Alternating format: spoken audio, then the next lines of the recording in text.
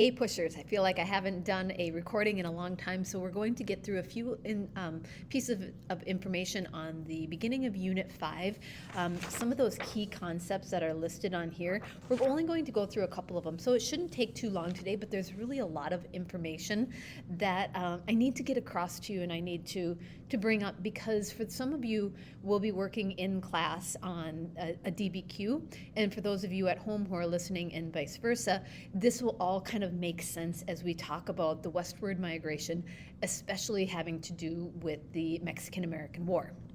So let's get started.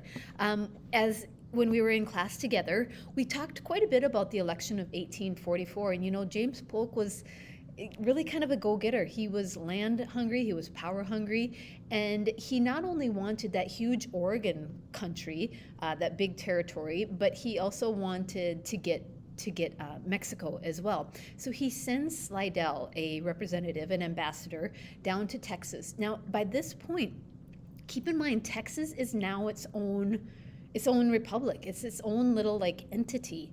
They have claimed sovereignty from Mexico after Sam Houston and Stephen Austin won the independence.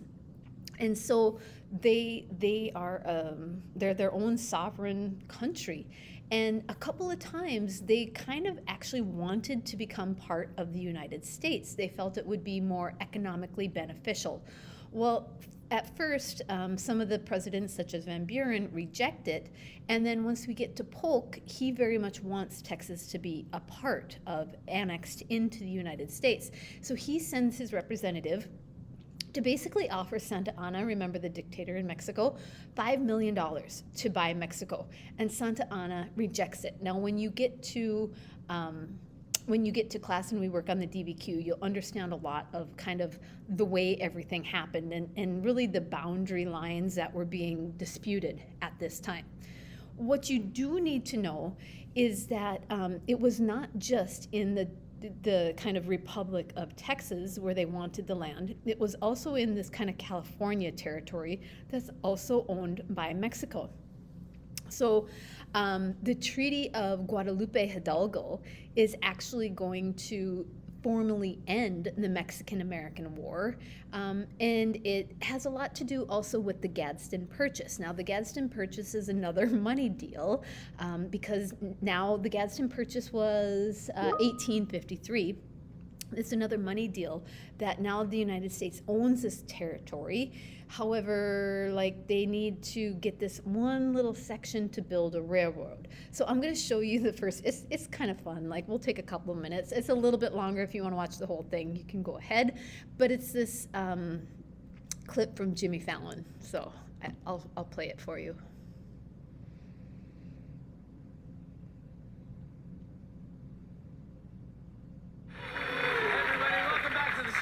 Coming up this week, we have Russell Brand, Tracy Morgan, Michael Stipe, Emily Blunt. It's going to be a great week. So excited. It's week 2. Hey, Jimmy. Yeah. Hey, great show so far, but why haven't you done any jokes about the Gadsden Purchase? I'm sorry, what? The Gadsden Purchase, signed in 1854 by President Franklin Pierce, granted the U.S. sovereignty over the southern tips of Arizona and New Mexico. You see, the terrain in the southernmost portion of the Mexican Cession, 1848, was too rocky for the transcontinental railroad. So, wait, you brought a visual aid. That's you carry that around everywhere you go, or? I do love the Gadsden Purchase. Well, if you love this thing so much, why would you want me to make a joke about it? You got to be able to laugh at the Gadsden Purchase. I mean, it's what life's all about. Life is all about laughing at the Gadsden. Maybe that's what your life's about, but I don't see what's so funny about a 150-year-old land treaty. Well, I mean, just look at all the comedic possibilities. I mean, you got Franklin Pierce, hello, James Gadsden, not to mention topographical issues regarding the construction of the Transcontinental Railroad. I mean, the jokes practically write themselves.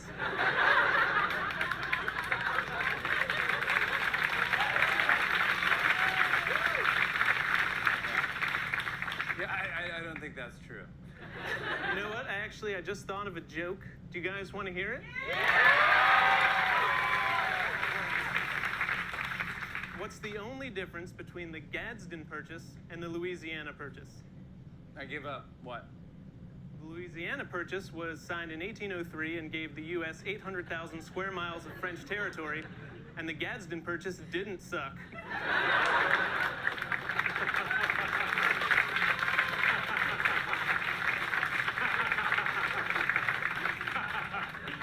Oh, that's a pretty great joke. Except he forgot the part about how the Gadsden Purchase never would have happened if it weren't for the Treaty of Guadalupe Hidalgo. Up top, baby. Sorry, who are you? I'm that guy's worst nightmare. The guy who loves the Treaty of Guadalupe Hidalgo. Signed 1848. Ended the Mexican-American War. Wait, you have the actual treaty with you? No, but it's a pretty decent replica. Okay, that is just sad. That's really sad. What? All right, so you get the idea here. Let's go back to the notes. So all of these ideas of these Western lands, and this might be a good place to put some of these ideas in the Western migration, the annexation of Texas, the Oregon Boundary Treaty, the Treaty of Guadalupe Hidalgo, that should actually go under the end of which ended the Mexican-American War. Again, don't stress too much if you're a little confused about the Mexican-American War, because we'll go through some documents and talk about it a lot with the DBQ. Okay, so let's keep going.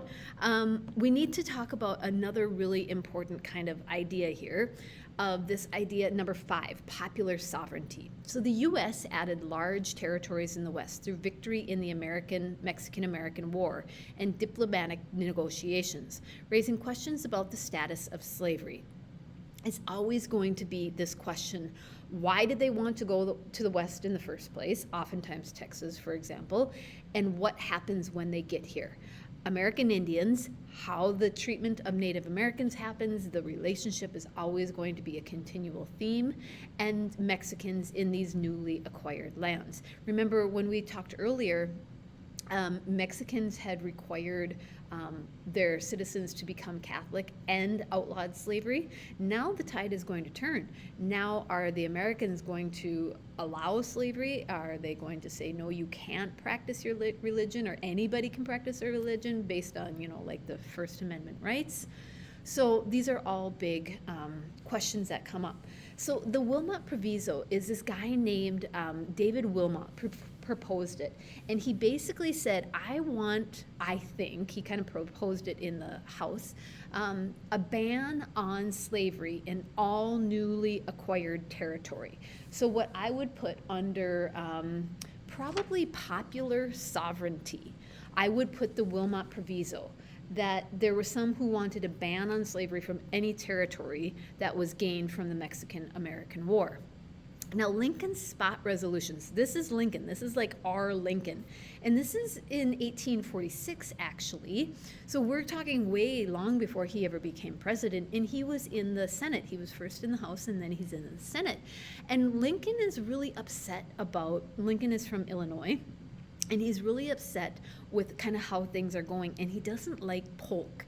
And he says to Polk, show me the spot, prove to me the spot where those Americans were killed. And because when we go through the documents, and this will make a lot of sense if you've already gone through the documents, basically Polk was saying, there was this period, there was this area on one side of the river, and it all kind of went down there. And Lincoln says, I think that's kind of fabricated. Show me the spot. Lincoln says, prove to me that American blood had been shed, and then there can be a justification for war. But Polk, I don't think you can do that. And so Lincoln was very much against the Mexican-American War. The Free Soil Party, this is a huge movement, actually. A new kind of new Republic Party after the Garrisonians, we kind of call them. Remember David Garrison, the Liberator. Come on, help me out. I can't think of his name. Lloyd Garrison. And he has the Liberator, and so now this is a new kind of party that's an offshoot. Now keep in mind, the Free Soil Party, like the Garrisonians, were quite radical, and they very much pushed for all soil to be free. Any area was to now be free and open and not allowed to have slavery in it. Henry David Thoreau, he wrote this famous book called Civil Disobedience. We talked very briefly about him. He was what's known as a transcendentalist, and he basically said civil disobedience was all about this active resistance to slavery and other things in society. But civil disobedience means you don't just sit back and take it and accept it as it comes. You need to resist. If you know anything about Mahatma Gandhi, he was very much of an active resistance, not a passive resistance, active resistance. Now that doesn't mean that you have to be violent. It doesn't mean riots and revolts. It just means you need to actively speak out against these injustices. Okay, here we go, popular sovereignty. The one name I want you to put down for popular sovereignty is Stephen Douglas. Now, I'm going to start talking about Stephen Douglas, and he's going to be one of those guys, a little bit like Henry Clay, that you're going, are we done talking about Stephen Douglas yet? Because he's going to come up over and over and over again. This entire period 5, Stephen Douglas is going to come up again. Stephen Douglas kind of comes up with this idea, and he bases it a lot on kind of the constitutional basis of American liberty, of freedoms.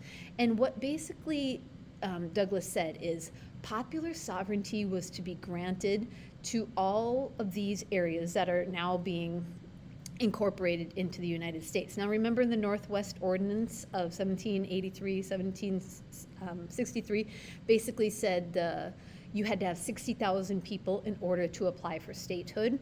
Well, what popular sovereignty said is that the people, once they hit that amount of people to apply for statehood, the people get to choose by popular vote. They would vote in an election whether or not to allow slavery in the territory. It wouldn't be up to the federal government. It would be up to each individual territory, which is wanting to become a state, whether or not to allow slavery in the area. And majority wins. So popular sovereignty means the people have the right to, let me see if I can find a definition. Territories could decide about the status of slavery. So people have the right to decide whether or not slavery would be legal in those territories, in those to be newly added states. And the only other thing I really want to talk about is the Ostend Manifesto. This had a lot to do with down in Florida and with Cuba. And they're a little worried that trying to take over Cuba is going to get people mixed up with Spain, and they don't really want to get tangled up with Spain. They already kind of feel like they're tangled up with Mexico, and it's kind of tangled up with Britain, and so the Ostend Manifesto has a lot to do with Spain. Only know that it's more toward this manifest destiny. Okay, we've already talked about the Gadsden Purchase. Westward migration was boosted during and after the Civil War by the passage of new legislation promoting Western transportation and economic development. So on here, on Westward migration, I would definitely put the Gadsden Purchase. The Pacific Railway Act, that was an important piece of legislation that basically the federal government provided money, gave money to build a railroad. So the federal government bought contracts from private railroad companies to build a transcontinental railroad. The Homestead Act. This is one, actually a student brought this up in class one day. The Homestead Act is a lot of Americans, North Dakotans I should say. You can see in this picture right down here, this is called a homesteader. Sometimes they're called a sod buster. It's a sod home that's actually probably in, I guess I can't tell, that's probably in Nebraska, but the Homestead Act essentially gave 160 acres of land to any kind of pioneer families who would live on the land, farm the land, and then they would get those 160 acres for free after 5 years. So the government is going to like literally give you land in this weird, like this territory that is very like unknown, but getting to be more and more. 160 acres, you had to farm it, you had to live on it, and you had to keep it for 5 years. You couldn't like sell it off or anything, or like just abandon it, and then it could be yours. You would literally get the title for it. The Morale Land Grant Act, this, I put this picture of NDSU because NDSU was a part of a, in fact, you can say it's a land grant college. The Morale Land Grant Act gave states money for public institutions, especially for agriculture. So it grants land for colleges specializing in agriculture. That's all I had put. These are all ways to get more people to move west. And if you think about that picture of American progress that we looked at with the angel, you know, she's coming westward. How do you entice people? How do you convince people to leave the east and go to where you don't know what's out there? Well, these are some of the ways that they were going to do it. And then we eventually get to the completion of the Union Pacific Railroad. This is in 1869. It's at a place called Promontory Point. It's in Utah. Essentially, the Chinese immigrants, more or less, had built the railroad coming from the west, from California, and mostly Irish and German immigrants had built the railroad coming from the east, starting in Council Bluffs, Iowa, right at the Missouri River, and they had met at this point in Utah called Promontory Point, and it was the completion of the Union Pacific Railroad. So that's really, yeah, that's all I really have for this. So until we meet again, talk to you later. Bye.